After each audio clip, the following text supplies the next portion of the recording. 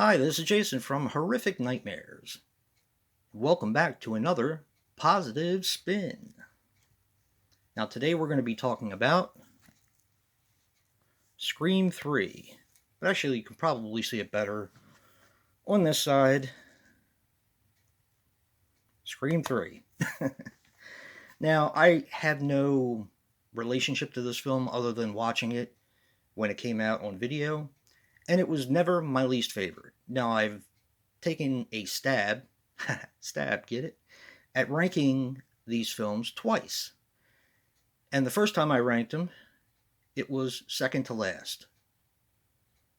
This time, it had quite a different effect on me. Now, I've seen this movie probably maybe 4 or 5 times.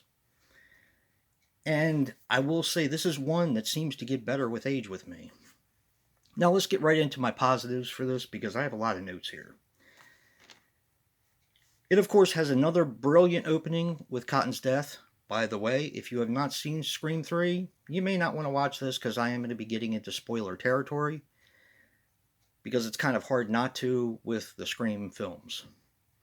Alright, as I said, another brilliant opening with Cotton's death. I thought that was really cool. I'm not quite sure why people hate the voice changer because it's been used all along. It was just more elaborate in this one. The cast is a who's who, and Lance Hendrickson and Carrie Fisher. You have so many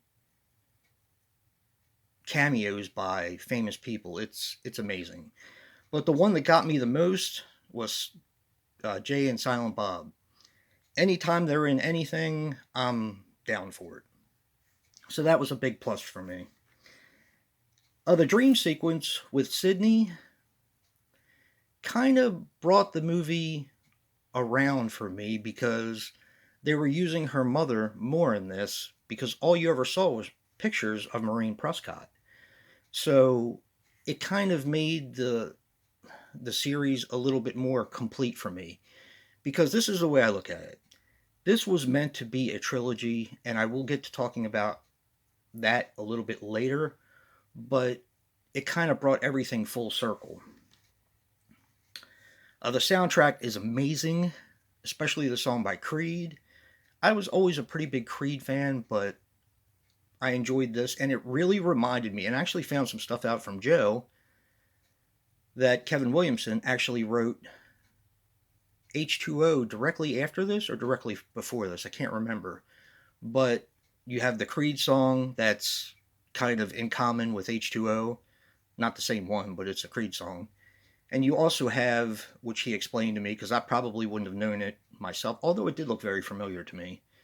The one set was the school. The school was in both H2O and Scream 3, so I thought that was cool. I love that they started showing trauma for Sydney. And this is something I think they maybe, not that they lacked, but they focused a little bit more on it in this one, and it felt more real to me. She started showing her trauma. This is her third time dealing with this. The first time would have been enough for me, but this is her third time. I love Jenny McCarthy's phone call death scene. I think that's really cool. She's another one that's in this film. There's so many people in this film, it's unreal. The kills go in order of the script. That's, of course, spoiler territory, but I thought that was pretty interesting. Very Final Destination type. The movie is so well written. Roman being the killer, again, spoiler territory. Roman being the killer, there's also another killer. I'm going to say that now. And it's kind of up to you to figure out who it is. It doesn't even say that there's another killer, but there is another killer. Alright. I like Jamie Kennedy in this. Him making an appearance in what is going to be the final part of the trilogy seems very real for me. I love the movie set, and I discovered something about myself on this, is that anything in the snow, anything with carnivals, and anything on a movie set is what I'm drawn to as far as, sets for films. I already said this, but I will reiterate it because I did write it down again. The mom is featured more in this. Again, it brings it more full circle for me. This is a better mystery than any of the other films. Now, you're going to say, wait a minute, there was two killers in the first one. Yeah, but this one is, to me, is like the ultimate mystery because, again, spoiler territory, Roman is Sydney's half brother. So you get more of why it happens in this than any of the other ones. I thought that the killer rewriting the movie was really cool. That worked well for me. The reveal is amazing. And this is something I mentioned on my. You may hear some sounds in the background. It's the garbage truck. But I mentioned this in my ranking. I love the ending of this film. There is something about the door opening and her not closing it that gives me goosebumps. It is closure. Because, like I said, this movie was meant to be a trilogy. And for me, that ending was everything. Now, granted, we do have 4 and 5, or 4 in 2022. But taking it as a trilogy, because I did marathon these films, it was just the ultimate closure for me.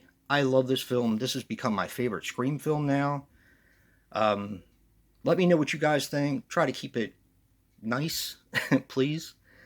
Even if it's not your favorite, explain to me why. I would love to know, but this has been a positive spin on Scream 3. Don't forget to check out Joe's video, and if you like what you see in here, hit that like button and subscribe.